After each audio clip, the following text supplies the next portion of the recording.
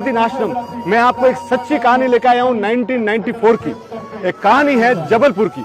एक आदमी था, वो जो भी काम करता था ना, उसके काम में नुकसान ही नुकसान। एक बार नुकसान हुआ, 2 बार नुकसान हुआ, 3 बार। वो उसको लगता था कि पूरी विपत्तियां मेरे पास ही आ गई, यानी वो जकड़ गया था। ऐसी हालत हो गई कि एक बार उसने 10 रुपये के ब्याज से लोगों से, गुंडों से पैसे ले लिए। अब वो हालत ये हो गई कि एक दिन वो इटारसी से आ रहा था, तो इटारसी से आ रहा था, उसकी 2 गांठें थी, वो भी चोरी हो गई। तब उसको लगा कि मेरे साथ अब दुनिया खराब है। तब उसने कई लोगों को, परिचित लोगों को बुलाया और बोला कि मेरी हेल्प कीजिए, पर कोई उसकी हेल्प करने के। उसकी 3 जवान लड़कियां थी, तो उसको लगा कि लोगों की कुदृष्टि पड़ रही है।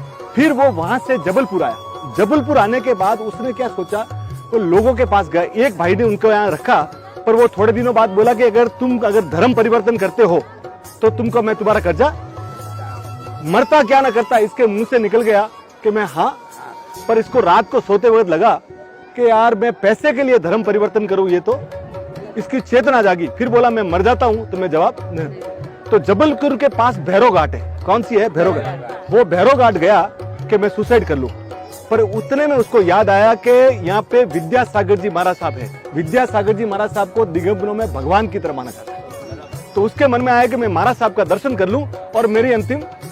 वो वहां से आया, आके अमरकंटक में विराजमान थे विद्यासागर जी। वहां पहुंचा तो प्रमाण सागर जी महाराज साहब वहां थे। उनके पास जाके बोला कि सर मुझे तो सुसाइड करना है। वो चौंके कि कोई व्यक्ति मेरे दर्शन करने आता है, ये तो मेरे लिए सुसाइड। बोले तेरी व्यथा क्या है? तो उसने अपनी तकलीफ, व्यथा सब बताई।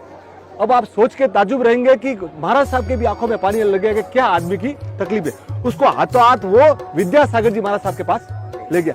विद्यासागर जी महाराज साहब ने सुना है, उसने पूरी व्यथा हुई। तो महाराज साहब ने बोला कि भाई देखो, कोई जैन भाई को बात करो, इसकी जीविका का कोई प्रबंध करो। पर प्रमाण सागर जी ने बोला कि सर आप इसको आशीर्वाद दीजिए और कोई उपाय बताइए, यह आदमी बड़ा तकलीफ में है। तो उनके मुंह से क्या निकला मालूम है? सुन के आप तो दानम दुर्गति नाशनम। क्या बोला? दानम दुर्गति के दान कर। तो बोला साहब ये तो पैसे के लिए मरा जा रहा है और आप इसको बोल रहे कि दान करो, इसके पास तो कुछ है ही नहीं।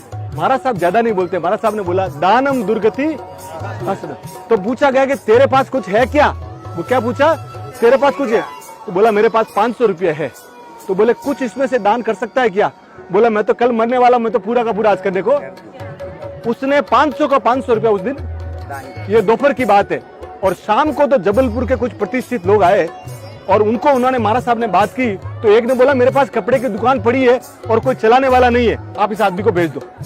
वो आदमी लग गया। उसके दूसरे तीसरे दिन तो उस दुकान में बिक्री 2 4 गुना होने लग गई। तो उनको लगा कि इसके पांव बहुत बढ़िया है। और थोड़े दिनों के बाद उसकी 25% उस दुकान में भाग। आज वो व्यक्ति जबलपुर में बहुत बड़ा प्रतिष्ठित आदमी है। इसलिए शास्त्रों में कहा गया है कि दानम दुर्गति। आपकी जितनी शक्ति है उतना दान आप करते रहिए, जरूर कीजिए। अगर जितनी आपकी शक्ति है ना, शक्ति को आप छुपाइए मत। जहां आपको लगता है कि मुझे किसी गरीब को रोटी देनी है तो रोटी दीजिए, पर दानम दुर्गति। आप अपने हाथ से दान कुछ न कुछ, दान को छुपाइए मत। यानी आप अपने के लिए शक्ति को कभी, और दान को कभी भी शक्ति के ऊपर जाके भी काम मत करना। तो इसलिए बोलते हैं दानम दुर्गति।